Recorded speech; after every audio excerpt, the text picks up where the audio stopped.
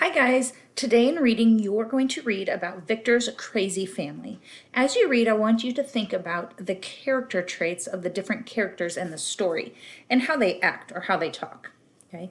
Before you get started, click on the magnifying glass and zoom in. Okay. That way you can see the words. You can click this audio button and there's a play and you can listen to the story as you read along. Okay. As you read, pay close attention to how the different characters act and the things they say. Because on the second page, you're going to think about the different characters. All the characters are already listed on the side.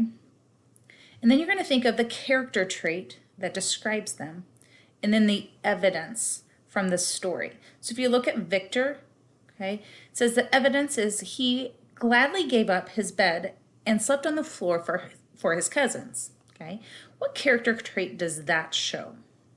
Okay, so you're going to do the same thing. Diana, you have to think of the character trait and then go back to the story and give evidence of how she was like that. Okay, Enrique, it already has bossy, so you have to go back to the story and find a quote or sentence or way he acted or talked that shows that he was being bossy. Same thing for Sean, it gives you the trait. Okay, you come up with the evidence, so you have to go back to the story. Jason, you have to come up with both the trait and the evidence. And then Marcos, you're going to type the trait here that matches this evidence. He stomped off the field when his team was losing. Notice that the evidence is straight from the story and it is in a complete sentence. Okay.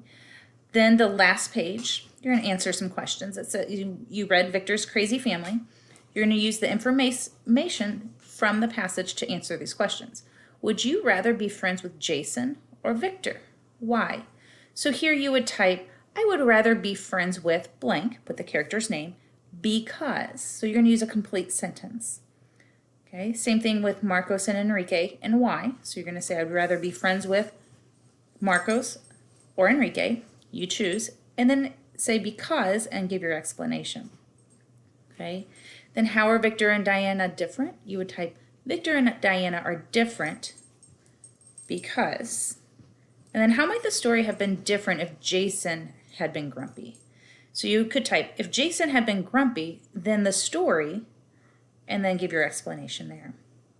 And then if you could give Marcos a different character trait, what trait would you give him? Why? So you could say, I would give him the character trait of blank, you fill in, because. So when it asks the why, you are giving a because in your sentence. Remember to use a complete sentence to answer your questions.